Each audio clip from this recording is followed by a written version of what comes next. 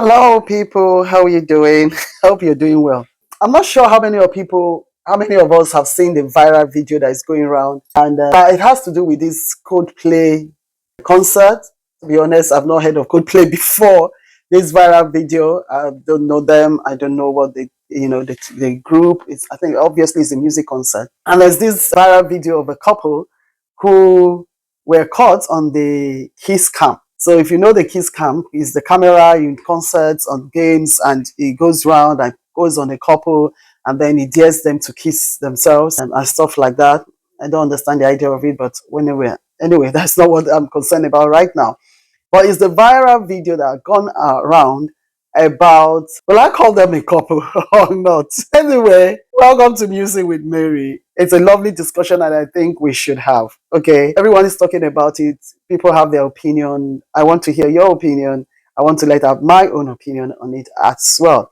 So if you haven't seen that video, now take a look at the video. Oh, look at these two. All right, come on. You're okay? Oh, what? Either they're having an affair or they're just very shy. So now you see what happened there. Interesting. The position they were, this man, apparently, this man is the CEO of a tech company in America called the Astronomer. Okay. And the woman is the head of human resources or people's affair, as some people decide to call it, or chief of people, officer, whatever, but chief of human resources, who has been hired not too long ago, and that's them calling up with one another in a very compromising position, and the camera picked them. Apparently, allegedly again, this concert was happening not far from his house. So the other lady you see in the picture there who had her face like this and laughing is the assistant of this woman. So from what I'm thinking, they took her along to make it look like they had an official meeting. They had an official trip, have a official whatever. So this man that you saw in that video, he's married. And the lady also, she's a married woman with children. The man is married with children. The devil. Yes, it's so easy to blame the devil. I know. I'm not sure that's what they're saying right now. The devil can't stay the devil. But I just wanted to bring out a few things from it. And it could be about cheating. I mean, he's cheating on his wife, and the woman cheating on her husband. But there are lots of things we can learn from it. I have my opinion of it. But the first thing, scripture that comes to mind, looking at that, genuinely, the crowd of people there were thousands of people in that place. It was packed. I've had the privilege of looking at it. I'm like, this is a huge crowd. What are the odds that they picked on this man? That these kids can pick this man and this woman? Look at the way he was holding her. God of heaven. Look at the way he was holding her. What are the odds? And as again, the scripture that comes to my mind is the book of Luke, chapter 8, verse 17. Luke 8:17. He says, "For nothing is secret that will not be revealed, nor anything hidden that will not be made known or come to light." Nothing. Whatever you think you are doing, I don't know how long the affair has gone on. The wife is not aware. Her husband is not aware. I have a business meeting. I have a very busy schedule. And all the lies they told. Nothing hidden that will not be exposed. There is nothing that will not come to light. So it's a lesson for every married woman, married man that is cheating on their wives or cheating on their husband. It will come out. It's a matter of time. Nothing hidden that will not be exposed. That's one aspect of it. Then the second aspect, what are the costs of it? Adultery is a huge, what you lose, okay, what you lose, what price you pay for it, what it will cost you, the adulterer, is it really worth it? Is my question. Is it really worth those moments of passion? Is it really worth it? What adultery will cost you?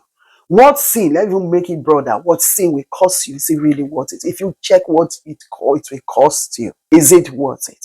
Now, updates on on the follow-up on what had happened. One, first thing the wife did, the CEO's wife, his name is Andy Byron, and the woman's name is Christine Cabot.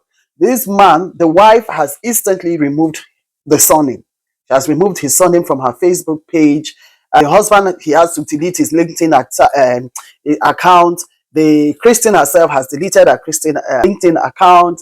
The latest now, as at yesterday, the man has resigned his job as a CEO. He has resigned his job. Getting, because of course, he has caused embarrassment to the company because the shares of the company and everything of the company plummeted. Everything dropped. Everything was dropping by the numbers every day. So the hard decision was, I'm sure the company told him, you have to resign, to save the company. He's lost his job. I don't believe the affair with that woman will even carry on after this embarrassment. His children, his finances, his reputation. Getting another job now is going to be a hard one. His reputation, all that he has built over the years, is it worth that moment of passion with this woman?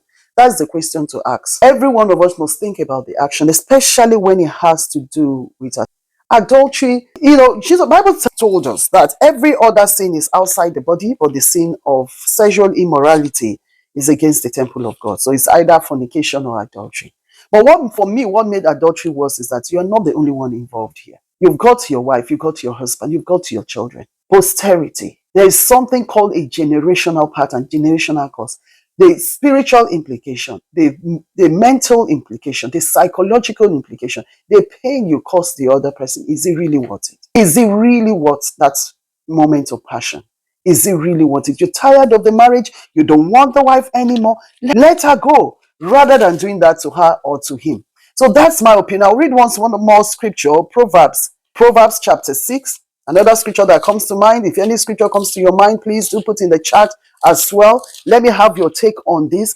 There is nothing good that comes out of adultery. Proverbs is full of it, by the way. It's not, if I need to go through Proverbs, I'll be going through so many verses. But Proverbs chapter 6, verse 26, it says, for by means of a harlot, a man is reduced to a crust of bread, and an adulteress will prey upon his precious life. Verse 27 says, can a man take fire on his bosom and his clothes will not be burned? Can one walk on hot coals and his feet not be seared? So is he who goes into his neighbor's wife. Whoever touches her shall not be innocent. Do you hear the word? Anyone who commits adultery shall be reduced to crust of bread. Has it not happened to this man? In the Bible, David, look at David high and mighty. Thank God for God and his mercy. Look at what adultery, actually, that act that David did. Yes, we saw God's mercy. He pleaded for forgiveness. God, forgave him. But did he just go away?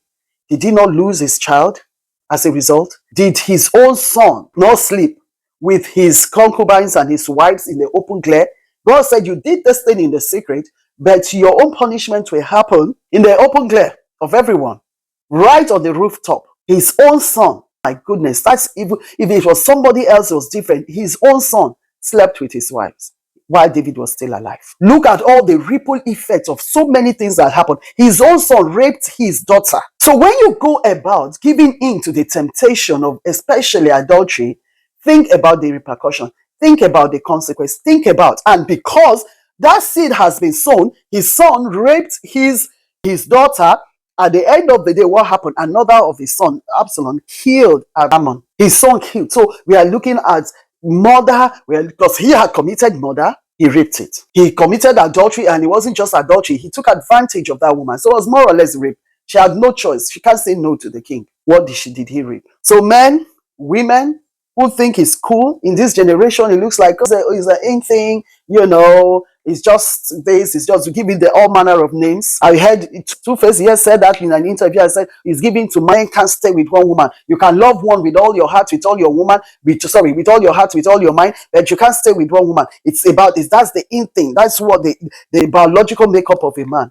Really, where did you find that in the Bible? I pray that God will open our eyes, and these who have learned from this, and a lot of other people who have seen what happened there have learned a lesson. And there is a price to pay. Are you ready for it? And the thing is, when sin comes, it does not tell you how much it will cost. When Samson was dilly-dallying with Delilah, he never knew what it will cost him. If he knew, he must have, and he might have made a different choice. So when sin comes knocking, when the devil came to Eve and the apple was looking really nice, if only she knew what she would have cost the whole generation up till this time, I bet you she would have made different choices. So think about when next the devil comes knocking to tempt you to do something that you shouldn't be doing. Think about the ripple effect of it. Think about the people you will hurt. Don't be selfish, especially adultery. I see it personally as an act of the ultimate selfishness. It's the highest form of self-centeredness, selfishness, wickedness. Is a wickedness against your spouse whom you have taken a vow to love and to be committed to. That is not love. You cannot love someone and do that to the person. I'm sure you go back to his wife. My love is just the devil. No. If you love someone, you don't hate, you don't hurt the people you love. Your libido will come under control when you remember how much you love the person. Joseph loved God so much that he said no to Potiphar's wife. That is what love is. Love will bring self-control. Love will bring discipline. Love will bring respect. You will respect your partner. You will sacrifice. It's a little sacrifice to make. Even if the woman was the one throwing herself all over you, it's a little, very little sacrifice to make to say, no, I'm not going to do this when you love somebody that you will wait. Okay? All right, so I'll stop there now. I'm eager to hear your view. What scripture comes to mind? As I said, there are several scriptures. Proverbs 14:12, Proverbs 5:7-11, Exodus 14:14. So many scriptures that comes to mind. But I just leave it at that, and I just want to hear from you. What do you think? This is Musing with Mary. We keep it real here. We talk about issues. So subscribe if you haven't subscribed. Like it, share with others. Let them learn. Share with the men in your life. Share with the women in your life to stay away from adultery. God bless you. I'll see you again. Bye-bye.